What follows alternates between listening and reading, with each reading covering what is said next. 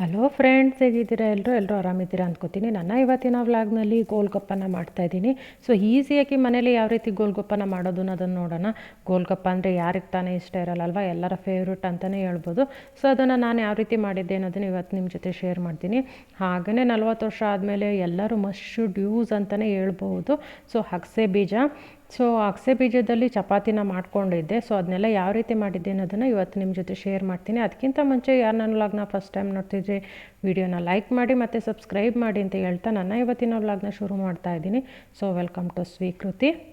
ಗೋಲ್ಗಪ್ಪ ಪಾನಿಪುರಿ ಅಂತಂದರೆ ಯಾರಿಗೆ ತಾನೇ ಇಷ್ಟ ಇರಲ್ಲ? ಸೊ ಎಲ್ರಿಗೂ ಫೇವ್ರೇಟ್ ಅಂತಲೇ ಹೇಳ್ಬೋದು. ಈಗ ಸುರಿತಾ ಇರೋವಂಥ ಮಳೆಗೂ ಚಳಿಗೂ ಅದು ಗೋಲ್ಗಪ್ಪನ ಮನೆಯಲ್ಲೇ ಮಾಡ್ಕೊಂಡು ತಿಂದರೆ ಅದು ಹೆಲ್ತಿಯಾಗಿಯೂ ಇರುತ್ತೆ, ತುಂಬಾ ಟೇಸ್ಟಿಯಾಗಿರುತ್ತೆ. ಸೊ ಯಾವ ರೀತಿ ಮಾಡಿದ್ದೆ ಅನ್ನೋದನ್ನು ನೋಡೋಣ. ಮೊದಲಿಗೆ ಆಲೂಗೆಡ್ಡೆದು ಮೇಲ್ಗಡೆ ಸಿಪ್ಪೆನೆಲ್ಲ ತೆಗೆದುಬಿಟ್ಟು ನೀಟಾಗಿ ತೊಳ್ಕೊಂಡು ಅದನ್ನು ಕಟ್ ಮಾಡಿ ಬೇಯೋದಕ್ಕೆ ಇಡ್ತಾಯಿದ್ದೀನಿ. ಬಟಾಣಿನೂ ಮೊದಲೇ ನೆನೆಸಿಟ್ಕೊಂಡಿದ್ದೆ. ಸೊ ಒನ್ ಡೇ ಮುಂಚೆನೇ ಬಟಾಣಿನ ನೆನೆಸಿಟ್ಕೊಂಡಿದ್ದೆ, ಚೆನ್ನಾಗಿ ನೆಂದಿರುತ್ತೆ ಅಂತ ಅಂದ್ಬಿಟ್ಟು. ನಾನಿಲ್ಲಿ 3 ಆಲೂಗೆಡ್ಡೆನ ತೊಗೊಂಡಿದ್ದೀನಿ. ಸೊ ನೀಟಾಗೆಲ್ಲ ತೊಳೆದು ಅದನ್ನು ಈ ರೀತಿ ಕಟ್ ಮಾಡಿ ಹಾಕ್ಕೊಂಡೆ. ಈ ರೀತಿ ಕಟ್ ಮಾಡಿ ಹಾಕ್ಕೊಳ್ಳಿಲ್ಲ ಅಂತಂದರೆ ಒಳಗಡೆ ಬೆಂದೇ ಇರಲ್ಲ. ಇವಾಗಂತೂ ಕೆಲವು ಆಲೂಗೆಡ್ಡೆ ಹೊಸ ಆಲೂಗೆಡ್ಡೆ ಇದ್ದವು ಒಳಗಡೆ ನೀಟಾಗಿ ಬೆಂದೇ ಇರಲ್ಲ. ಸೊ ಹಾಗಾಗಿ ಸ್ವಲ್ಪ ಸಣ್ಣದಾಗೇ ಕಟ್ ಮಾಡಿ ಹಾಕ್ಕೊಂಡೆ. ಮತ್ತು ಬಟಾಣಿನೂ ಅಷ್ಟೇ, ಅರ್ಧ ಪಾವ್ನಷ್ಟು ಬಟಾಣಿನ ನೆನೆಸಿದ್ದೆ. ಸೊ ಅಷ್ಟನ್ನು ಹಾಕ್ಬಿಟ್ಟು ಅದಕ್ಕೆ ಎಷ್ಟು ಬೇಕಷ್ಟು ನೀರನ್ನ ಹಾಕಿ ಉಪ್ಪನ್ನ ಹಾಕಿ ಬೇಯೋದಕ್ಕೆ ಇಟ್ಕೊಂಡೆ. ವಿಷಲ್ನ 4 ವಿಷಲ್ನೇ ಮಾಡಿಸ್ಕೊಂಡೆ. ಸೊ ಮಾಮೂಲಿ ತರಕಾರಿ ಸಾಂಬಾರಿಗೆಲ್ಲ ಬೇಯಿಸ್ಕೊತೀವಲ್ಲ, ಅದಕ್ಕಿಂತ ಸ್ವಲ್ಪ ಜಾಸ್ತಿನೇ ಬೇಯಿಸ್ಕೋಬೇಕು, ಯಾಕೆಂದರೆ ಫುಲ್ ಸ್ಮ್ಯಾಶ್ ಆಗಬೇಕು. ಹಾಗಾಗಿ ಕುಕ್ಕರ್ನ ವಿಷಲ್ ಮಾಡೋದಕ್ಕಿಟ್ಟು ಅದು ವಿಷಲ್ ಆಗೋಷ್ಟರಲ್ಲಿ ಪಾನಿಗೆ ಏನ್ಬಿಟ್ಟು ಒಂದು ಮಿಕ್ಸಿ ಜಾರ್ಗೆ ಒಂದು 4 ಹಸಿರು ಮೆಣಸಿನ್ಕಾಯಿ, ಸ್ವಲ್ಪ ಶುಂಠಿ, ಆನಂತರ ನೀಟಾಗಿ ತೊಳೆದಿರೋ ಅಂಥ ಪುದೀನ, ಹಾಗೆಯೇ ಒಂದು 10 ಬೆಳ್ಳುಳ್ಳಿನ ಹಾಕಿ ಮಿಕ್ಸಿ ಮಾಡ್ಕೊತಾ ಇದ್ದೀನಿ. ಸೊ ಅದಕ್ಕೆ ನೀರನ್ನ ಹಾಕ್ಕೊಂಡು ನಮಗೆ ಪಾನಿ ಎಷ್ಟು ಬೇಕು ಅಷ್ಟನ್ನು ನೀರನ್ನ ಹಾಕ್ಕೊಂಡು ಜಾಸ್ತಿ ಮಾಡ್ಕೋಬೇಕು. ಸೊ ಪಾನಿ ತುಂಬಾ ನೀರಾಗಿದ್ರೇ ಬೆಸ್ಟು, ಯಾಕೆಂದರೆ ತುಂಬಾ ಹಸಿರು ಮೆಣಸಿನ್ಕಾಯಿ ಇದನ್ನೆಲ್ಲ ಹಾಕಿರ್ತೀವಲ್ವ. ಸೊ ಘಾಟ್ ಥರ ಆಗಿರುತ್ತೆ. ಸೊ ನಾನಿಲ್ಲಿ 1 ಲೀಟರ್ನಷ್ಟೇ ಪಾನಿನ ಮಾಡಿಕೊಂಡೆ. ಪಾನಿ ಎಷ್ಟು ಮಾಡಿಕೊಂಡ್ರೂ ಖಾಲಿ ಆಗುತ್ತೆ. ಸೊ ಹಾಗಾಗಿ 1 ಲೀಟರ್ನಷ್ಟು ಪಾನಿನ ಮಾಡಿಕೊಂಡೆ. ಸೊ ಮಗ ಬಂದಿದ್ದಾನೆ ಬೆಂಗಳೂರಿಂದ. ಸೊ ಅವನಿಗೋಸ್ಕರನೇ ಮಾಡ್ತಾ ಇರೋದು ಎಲ್ಲ. ಅವ್ನ ಫೇವ್ರೇಟ್ ಏನೇನಿದೆ ಅದನ್ನೆಲ್ಲ ಮನೇಲೇ ಮಾಡ್ತಾಯಿದ್ದೀನಿ. ಸೊ ಹೊರಗಡೆ ಹೋಗೋಕ್ಕೆ ತುಂಬಾ ಮಳೆ ಇದೆ. ಸೊ ಹಾಗಾಗಿ ಮನೇಲೇ ಎಲ್ಲ ಮಾಡ್ತಾಯಿದ್ದೀನಿ. ಮಿಕ್ಸಿ ಮಾಡಿರಿದ್ನಲ್ಲ ಅದಕ್ಕೆಲ್ಲ ಫುಲ್ ನೀರು ಹಾಕ್ಬಿಟ್ಟು ನೀಟಾಗಿ ಸೋಸ್ಕೊಂಡು, ಅಷ್ಟರಲ್ಲಿ ಕುಕ್ಕರಿಂದು ವಿಷಲ್ ಆಗಿತ್ತು. ಸೊ ಅದ್ರದ್ದು ನೀರನ್ನೆಲ್ಲ ಬಸ್ಬಿಟ್ಟು ಸ್ಮ್ಯಾಶರಲ್ಲಿ ಆಲೂಗೆಡ್ಡೆನ ನೀಟಾಗಿ ಸ್ಮ್ಯಾಶ್ ಮಾಡಿಕೊಂಡೆ. ಹಾಗೆ ಬಟಾಣಿನೂ ಅಷ್ಟೇ, ಎಷ್ಟಾಗುತ್ತೆ ಅಷ್ಟು ಸ್ಮ್ಯಾಶ್ ಮಾಡಿಕೊಂಡೆ. ಸೊ ಎಲ್ಲ ಸ್ಮ್ಯಾಶ್ ಆದಮೇಲೆ ಚಿಕ್ಕದಾಗಿ ಈರುಳ್ಳಿನ ಕಟ್ ಮಾಡಿಕೊಂಡು ಆಲೂಗೆಡ್ಡೆ ಮತ್ತು ಬಟಾಣಿದು ಸ್ಟಫಿಂಗ್ ಇರುತ್ತಲ್ವ, ಸೊ ಅದಕ್ಕೆ ಹಾಕ್ಬಿಟ್ಟು ನೀಟಾಗಿ ಮಿಕ್ಸ್ ಮಾಡಿಕೊಂಡೆ. ಅಷ್ಟು ಬೇರೆ ಇನ್ನೇನು ಹಾಕಲಿಲ್ಲ. ಆನಂತರ ಪಾನಿಗೆ ಸ್ವಲ್ಪ ಹುಣಸೆ ಹುಳಿ, ಹಾಗೆಯೇ ಚಾಟ್ ಮಸಾಲ ಸ್ವಲ್ಪ, ಆನಂತರ ಸ್ವಲ್ಪ ನಿಂಬೆಹಣ್ಣು, ಆನಂತರ ಸ್ವಲ್ಪ ಕಟ್ ಮಾಡಿ ಇಟ್ಟಿರೋಂಥ ಈರುಳ್ಳಿನ ಹಾಕ್ಕೊಂಡೆ. ಮತ್ತು 1-2 ಸ್ಪೂನಷ್ಟು ಸಕ್ಕರೆನೂ ಹಾಕಿದ್ದೆ. ಸೊ ಸಕ್ಕರೆ ಹಾಕಿದ್ರೇ ಅದಕ್ಕೆ ಟೇಸ್ಟು. ಸೊ ಇಷ್ಟೆಲ್ಲ ಆದಮೇಲೆ ಈ ಪೂರಿ ಮಾಡೋದಕ್ಕೆ ಚಿಪ್ಸ್ನ ತರಿಸಿದ್ದೆ ಅಂಗಡಿಯಿಂದ. ಸೊ ನಾವು ಹೆಂಗೆ ಮಾಡಿದ್ರು ಹಿಂಗೆಲ್ಲ ಊದ್ಕೊಳ್ಳಲ್ಲ ಪಾನಿಪುರಿದು. ಸೊ ಹಾಗಾಗಿ ಇದು ರೆಡಿ ಪ್ಯಾಕೆಟ್ನೇ ತರಿಸಿದ್ದೆ. ಸೊ ಅದನ್ನೆಲ್ಲ ಫ್ರೈ ಮಾಡ್ಕೋತಾ ಇದ್ದೀನಿ. ಇದನ್ನೆಲ್ಲ ಮಾಡಿಕೊಂಡು ರೆಡಿ ಮಾಡ್ಕೊಳ್ಳೋ ಅಷ್ಟರಲ್ಲೇ ಒಂದು ಅರ್ಧ ಗಂಟೆನೇ ಆಗೋಯಿತು. ಏನೆಂದರೂ ಒಬ್ಬರೇ ಮಾಡಬೇಕು ಅಂತಂದರೆ ಎಲ್ಲದೂ ಸ್ವಲ್ಪ ಕಷ್ಟನೇ. ಮನೇಲಿ ಒಬ್ಬರಾದರೂ ಹೆಲ್ಪ್ ಮಾಡೋಕ್ಕಿದ್ರೆ ಬೇಗನೆ ಮಾಡ್ಕೋಬೋದು. ನಾನು ಇಷ್ಟನ್ನೆಲ್ಲ ರೆಡಿ ಮಾಡೋದ್ರೊಳಗೆ ಒಂದು ಅರ್ಧ ಗಂಟೆನೇ ಆಯಿತು. ತಂದಿರೋ ಚಿಪ್ಸ್ ಆದರೆ ಈ ರೀತಿ ಊದ್ಕೊತವೆ. ಇಲ್ಲ ಅಂತಂದರೆ ನಾವು ಮಾಡಿದ್ದವು ನೀಟಾಗಿ ಬರಲಿಲ್ಲ ಅಂತಂದರೆ ಸುಮ್ಮನೆ ಮಾಡಿದ್ದು ವೇಸ್ಟ್ ಆಗಿಬಿಡುತ್ತೆ. ಸೊ ರಿಸ್ಕ್ ಬೇಡ ಅಂತಂದ್ಬಿಟ್ಟು ತರಿಸ್ಕೊಂಬಿಟ್ಟಿದ್ದೆ. ಒಂದು ಟೈಮಿಗೆ 3 ಜನಕ್ಕೆ ಎಷ್ಟು ಆಗಬೇಕೋ ಅಷ್ಟು ಚಿಪ್ಸ್ನ ಮಾಡಿಕೊಂಡೆ. ಇದೇ ಫಸ್ಟ್ ಟೈಮ್ ನಾನು ಮನೇಲಿ ಮಾಡ್ತಾ ಇರೋದು. ಸೊ ತುಂಬಾ ಚೆನ್ನಾಗಿ ಬಂತು. ಹೊರಗಡೆ ತಿಂತೀವಲ್ಲ ಗೋಲ್ಗಪ್ಪ, ಸೊ ಅದಕ್ಕಿಂತಲೂ ಟೇಸ್ಟ್ ಇನ್ನೂ ಚೆನ್ನಾಗಿಯೇ ಬಂತು. ಮನೇಲಿ ಹಸ್ಬೆಂಡು ಮಗನಿಗಂತೂ ತುಂಬಾ ಇಷ್ಟ ಆಯಿತು. ಗೋಲ್ಗಪ್ಪ ಪಾನಿಪುರಿ ಅಂದ್ರೇ ಅಷ್ಟೇ ಅಲ್ವಾ? ಸೊ ಎಲ್ರಿಗೂ ಫೇವ್ರೇಟ್ ಇದ್ದೇ ಇರುತ್ತೆ. ತುಂಬಾ ಈಸಿಯಾಗಿ ಮಾಡ್ಕೋಬೋದು. ಖಂಡಿತ ಎಲ್ಲರೂ ಒಂದು ಸಲ ಟ್ರೈ ಮಾಡಲೇಬೇಕು. ಸೊ ಹೊರಗಡೆ ಹೋಗಿ ತಿನ್ನೋದಕ್ಕಿಂತ ಮನೇಲೇ ಮಾಡಿಕೊಂಡ್ರೆ ತುಂಬಾ ಹೆಲ್ತಿನೇ ಅಲ್ವಾ? ಸೊ ಕ್ಲೀನಾಗಿಯೂ ಇರುತ್ತೆ. ಇನ್ನೇ ಒಂದು ಶಾರ್ಟ್ಸ್ ಹಾಕಿದ್ದೆ, ಬದಲಾಗೋ ಜನಗಳ ಜೊತೆ ನಾವು ಬದಲಾಗಬೇಕು. ಇಲ್ಲ ಅಂತಂದರೆ ಸುಮ್ಮನೆ ನಾವು ಬದಲಾಗಲಿಲ್ಲ ಅಂತಂದರೆ ಜನಗಳೆಲ್ಲ ಎಷ್ಟು ಬೇಗ ಬದಲಾದ್ರಲ್ವ ಅಂತಂದ್ಬಿಟ್ಟು ಅದೇ ಯೋಚನೆ ನಮಗೆ ಸ್ಟಾರ್ಟ್ ಆಗುತ್ತೆ. ಸೊ ಹಾಗೇ ನಾವು ಕೂಡ ಬದಲಾಗಬೇಕು. ಬದಲಾವಣೆ ಈಗಿನ ಕಾಲದ ಜನರ ಜಗದ ನಿಯಮ ಆಗೋಗ್ಬಿಟ್ಟಿದೆ. ಸೊ ಹಾಗಾಗಿ ಒಂದೇ ಕಡೆ ಇದ್ದು ಯಾವುದೇ ಫಲ ಇಲ್ಲ. ಅವಶ್ಯಕತೆಗೆ ತಕ್ಕಂತೆ ನಮ್ಮನ್ನು ಯೂಸ್ ಮಾಡ್ಕೊಂಡಿರ್ತಾರೆ. ಸೊ ಅವಶ್ಯಕತೆ ಮುಗಿದ ಮೇಲೆ ಅವ್ರ ದಾರಿ ಅವ್ರಿಗೆ, ನಮ್ಮ ದಾರಿ ನಮಗೆ ಆಗಿರುತ್ತೆ. ಸೊ ನಾವು ಅಷ್ಟೇ ಅವ್ರು ಯಾವ ರೀತಿ ಬದಲಾಗ್ತಾರೋ ಸೊ ನಾವು ಅಷ್ಟೇ ಬದಲಾಗಲೇಬೇಕು. ಇದು ನಮಗೂ ಒಳ್ಳೆಯದು ಅಲ್ವಾ. ಸೊ ಮಾರ್ನಿಂಗ್ ಟಿಫನ್ನಿಗೆ ಅಗಸೆ ಬೀಜದಲ್ಲಿ ಚಪಾತಿ ಮಾಡ್ಕೊಳ್ಳೋಣ ಅಂದ್ಕೊಂಡೆ. ಸೊ ಅಗಸೆ ಬೀಜದ ಚಟ್ನಿ ಪುಡಿನ ಮಾಡ್ಕೋತಾ ಇದ್ದೀನಿ. ಮೊದಲಿಗೆ ಒಂದು ಬಟ್ಲನ್ನಷ್ಟು ಕಡಲೆ ಬೀಜನ ಹುರ್ಕೋತಾ ಇದ್ದೀನಿ. ಅದನ್ನು ಸ್ವಲ್ಪ ಫ್ರೈ ಮಾಡಿಕೊಂಡು ಆಮೇಲೆ ಒಂದು ಬಟ್ಲನ್ನಷ್ಟು ಕಡಲೆಬೇಳೆನ ಹಾಕ್ಕೋತಾ ಇದ್ದೀನಿ. ಸೊ ಇವೆರಡು ಸ್ವಲ್ಪ ಜಾಸ್ತಿನೇ ಫ್ರೈ ಆಗಬೇಕು. ಹಾಗಾಗಿ ಇವೆರಡನ್ನು ಫಸ್ಟಿಗೆ ಹಾಕ್ಕೊಂಡು ಫ್ರೈ ಮಾಡಿಕೊಂಡು ಆನಂತರ ಬೇರೆಯವನ್ನೆಲ್ಲ ಹಾಕ್ಕೋತಾ ಇದ್ದೀನಿ. ಅಗಸೆ ಬೀಜ ಎಲ್ಲದನ್ನು ಒಟ್ಟಿಗೆ ಹಾಕ್ಕೊಂಡ್ರೆ ಅವೆಲ್ಲ ಬೇಗನೆ ಫ್ರೈ ಆಗಿಬಿಡ್ತವೆ. ಸೊ ಇವು ಸ್ವಲ್ಪ ಲೇಟಾಗಿ ಫ್ರೈ ಆಗೋ ಅಂಥವು. ಹಾಗಾಗಿ ಅವೆರಡು ಸ್ವಲ್ಪ ಫ್ರೈ ಆದಮೇಲೆ ಒಂದು ಬಟ್ಲನ್ನಷ್ಟು ಉದ್ದಿನಬೇಳೆ ಮತ್ತು ಒಂದು ಬಟ್ಲನ್ನಷ್ಟು ಅಗಸೆ ಬೀಜ, ಹಾಗೆಯೇ ಒಂದು 7-8 ಎಸಳಿನಷ್ಟು ಬೆಳ್ಳುಳ್ಳಿ, ಆನಂತರ ಖಾರಕ್ಕೆ ಒಂದು ಮೆಣಸಿನ್ಕಾಯಿ ಹಾಕ್ಕೊಂಡಿದ್ದೀನಿ. ಸೊ ನಮ್ಮನೆ ಮೆಣಸಿನ್ಕಾಯಿ ತುಂಬಾ ಖಾರ, ಸೊ ಹಾಗಾಗಿ ಒಂದೇ ಒಂದು ಮೆಣಸಿನ್ಕಾಯಿನ ಹಾಕ್ಕೊಂಡಿದ್ದೀನಿ. ಸೊ ಇವೆಲ್ಲ ಫ್ರೈ ಆದಮೇಲೆ ಒಂದು ಕಡ್ಡಿ ಕರಿಬೇವಿನ ಸೊಪ್ಪನ್ನ ಹಾಕ್ಕೊಂಡು ಫ್ರೈ ಮಾಡ್ಕೋಬೇಕು. ಅದನ್ನೇನು ಕೊನೆಗೆ ಹಾಕ್ಕೊಂಡ್ರು ನಡೆಯುತ್ತೆ, ಏಕೆಂದರೆ ಇದುಗಳ ಜೊತೆ ಹಾಕ್ಕೊಂಡ್ರೆ ಬೇಗನೆ ಹೊತ್ಬಿಡುತ್ತೆ. ಸೊ ಹಾಗಾಗಿ ಕೊನೆಗೆ ಕರಿಬೇವಿನ ಸೊಪ್ಪನ್ನ ಹಾಕ್ಕೋತಾ ಇದ್ದೀನಿ. 40 ವರ್ಷ ದಾಟಿದ ಮೇಲೆ ಎಲ್ಲರೂ ಅಗಸೆ ಬೀಜನ ಯೂಸ್ ಮಾಡಲೇಬೇಕು. ಏಕೆಂದರೆ ಕ್ಯಾಲ್ಶಿಯಂ ಪ್ರಾಬ್ಲಮ್ಮು, ಬ್ಲಡ್ ಎಲ್ಲ ಕಡಿಮೆ ಇರುತ್ತೆ ಅಂತಾರೆ, ಏರ್ ಫಾಲ್ ಪ್ರಾಬ್ಲಮ್ಮು ಈ ಥರದ್ದೆಲ್ಲ ಇರುತ್ತೆ. ಅದು ಲೇಡೀಸ್ಗಂತೂ ಯೂಸ್ ಮಾಡಲೇಬೇಕು. ಯಾಕೆಂದರೆ 40ರ ನಂತರ ಮುಟ್ಟು ನಿಲ್ಲೋ ಪ್ರಾಬ್ಲಮ್ ಇರುತ್ತೆ. ಸೊ ಪೀರಿಯಡ್ಸಿಂದು ಏನಾದರೂ ಒಂದು ಪ್ರಾಬ್ಲಮ್ ಇದ್ದೇ ಇರುತ್ತೆ. ಹಾಗಾಗಿ ಅಗಸೆ ಬೀಜ ಅಂತೂ ತುಂಬಾ ಒಳ್ಳೆಯದು.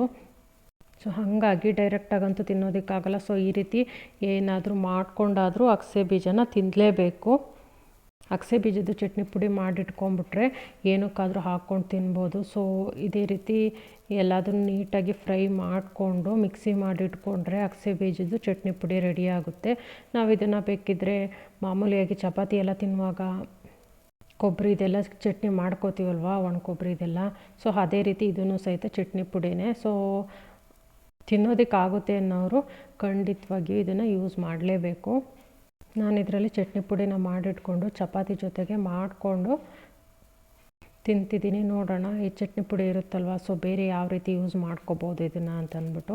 ಸೊ ಮಿಕ್ಸಿ ಮಾಡಿಟ್ಕೊಂಡೆ, ತುಂಬಾ ಸಣ್ಣಕ್ಕೆ ಮಿಕ್ಸಿ ಮಾಡ್ಕೋಬೇಕು. ಯಾಕೆಂದರೆ ಚಪಾತಿ ಒಳಗೆ ಹಾಕ್ಕೊಂಡು ಅರಿಯೋದಲ್ವ, ಸೊ ದಪ್ಪ ದಪ್ಪ ಇದ್ದರೆ ಚೆನ್ನಾಗಿರಲ್ಲ. ಹಾಗಾಗಿ ಮೊದಲಿಗೆ ಚಪಾತಿ ಹಿಟ್ಟನ್ನು ಕಲಸಿಟ್ಟಿದ್ದೆ. ಈಗ ಇದನ್ನು ಹಾಕ್ಕೊಂಡು ಹರ್ಕೋತಾ ಇದ್ದೀನಿ. ತುಂಬಾ ಈಸಿಯಾಗಿ ಮಾಡ್ಕೋಬೋದು. ಅಗಸೆ ಬೀಜ ಅಂತೂ ಇವಾಗಂತೂ ಎಲ್ಲ ಕಡೆನೂ ಸಿಗುತ್ತೆ. ಸೊ ತಂದ್ಕೊಂಡು ಇದರಿಂದ ಏನೇನು ತಿಂಡಿಗಳನ್ನ ಮಾಡ್ಕೊಳ್ಳೋಕ್ಕಾಗುತ್ತೆ ಅದನ್ನೆಲ್ಲ ಮಾಡ್ಕೊಳ್ಳೋದು ತುಂಬಾ ಬೆಟರ್ ಅನಿಸುತ್ತೆ. ಈಗಿನ ಕಾಲದ ಫುಡ್ಡಲ್ಲಿ ಎಲ್ಲ ಮೈದಾ, ಆಯಿಲ್ಲು ಜಾಸ್ತಿ ಯೂಸ್ ಮಾಡ್ತೀವಲ್ವ. ಸೊ ಹೆಲ್ತಿಯಾಗಿರೋದಂತೂ ಯಾವುದೂ ಸಿಗೋದೇ ಇಲ್ಲ. ಆದಷ್ಟು ಹೆಲ್ತಿಯಾಗಿರೋವಂಥದ್ದು, ಈ ಥರ ನ್ಯಾಚುರಲಾಗಿ ಸಿಗುವಂಥದ್ದು ನಾವು ತಗೊಂಡು ಯೂಸ್ ಮಾಡಲೇಬೇಕು. ಇದಂತೂ ಇದರಲ್ಲಿ ತುಂಬಾ ಕ್ಯಾಲ್ಶಿಯಮ್ ಇರೋದ್ರಿಂದ 40ರ ನಂತರ ಸ್ವಲ್ಪ ಪ್ರಾಬ್ಲಮ್ಸ್ ಇರುತ್ತಲ್ವ, ಮಂಡಿ ನೋವು ಈ ಥರದ್ದೆಲ್ಲ. ಸೊ ಅದಕ್ಕೆಲ್ಲ ಬೆಟರು. ಸೊ ಇದನ್ನು ತಿಂದ ತಕ್ಷಣವೇ ಪೂರ್ತಿಯಾಗಿ ಕ್ಯೂರ್ ಆಗುತ್ತೆ ಅಂತ ಹೇಳೋಕ್ಕಾಗಲ್ಲ. ಸೊ ನಾವು ಇದನ್ನು ಯೂಸ್ ಮಾಡ್ತಾ ಇದ್ದರೆ ಅದರ ರಿಸಲ್ಟ್ ಅಂತೂ ಸ್ವಲ್ಪ ನಿಧಾನ ಆದರೂ ಪರವಾಗಿಲ್ಲ, ಸಿಕ್ಕೇ ಸಿಗುತ್ತೆ. ಅನ್ಹೆಲ್ದಿ ಅಂತ ಗೊತ್ತಿದ್ರೂ ಹೊರಗಡೆ ಹೋಗಿ ಬೇಕ್ರಿಲೆಲ್ಲ ಬೇಕಾದಷ್ಟು ತಿಂದು ಬರ್ತೀವಿ. ಸೊ ಹೆಲ್ತಿ ಅಂತ ಗೊತ್ತಾದಮೇಲೆ ನಾವು ಇದನ್ನು ಡೈಲಿ ಊಟದಲ್ಲಿ ಉಪಯೋಗಿಸೋದ್ರಲ್ಲಿ ತಪ್ಪೇನಿಲ್ಲ. ಸೊ ಇದು ಚಟ್ನಿ ಪುಡಿನ ಫ್ರಿಜ್ಜಲ್ಲಾದರೂ ಆಯಿತು, ಇದೇನು ಹಾಳಾಗಲ್ಲ. ಹಾಗೇ ಇಟ್ಕೊಂಡು ಮತ್ತು ಚಪಾತಿ ಮಾಡ್ಕೊಳ್ಳುವಾಗ ಅಥವಾ ಊಟದ ಜೊತೆಗೆ ಚಟ್ನಿ ಪುಡಿ ಥರ ಏನಕ್ಕಾದರೂ ಹಾಕ್ಕೊಂಡಾದರೂ ತಿನ್ಬೋದು. ಮೊದಲಿಗೆ ಚಪಾತಿನ ಹರ್ಕೊಂಡ್ಬಿಟ್ಟು ಈ ರೀತಿ ಹಾಳೆ ಥರ ಅದ್ರ ಮೇಲೆ ಚಟ್ನಿ ಪುಡಿನ ಉದುರಿಸ್ಕೊಂಡು ಮತ್ತೆ ಅದನ್ನು ರೋಲ್ ಮಾಡಿ ಮತ್ತೆ ಅದನ್ನು ಚಪಾತಿ ಥರನೇ ಹರ್ಕೊಂಡು ಬೇಯಿಸ್ಕೊಂಡೆ. ತುಂಬಾ ಡಿಫ್ರೆನ್ಸ್ ಅಂತ ಏನು ಅನಿಸಲ್ಲ, ತಿನ್ಬೋದು. ಈ ಚಪಾತಿಗೆ ಕಾಂಬಿನೇಷನ್ ಆಗಿ ಕಾಯಿ ಚಟ್ನಿನೇ ಆಯಿತು, ಮಾಮೂಲಿಯಾಗಿ ಯಾವ ಥರದ್ದು ಚಟ್ನಿಗಳ ಜೊತೆನಾದರೂ ಮಾಡ್ಕೊಂಡು ತಿನ್ಬೋದು. ಸೊ ಮೊಸರಿನ ಜೊತೆನೂ ಹಾಕ್ಕೊಂಡು ತಿನ್ಬೋದು. ಪೀರಿಯಡ್ಸ್ ಪ್ರಾಬ್ಲಮ್ ಇದ್ದವ್ರಿಗೆ, ಏರ್ ಫಾಲ್ ಪ್ರಾಬ್ಲಮ್ ಇದ್ದವ್ರಿಗಂತೂ ತುಂಬಾ ಒಳ್ಳೆಯದು ಅಂತಲೇ ಹೇಳ್ಬೋದು.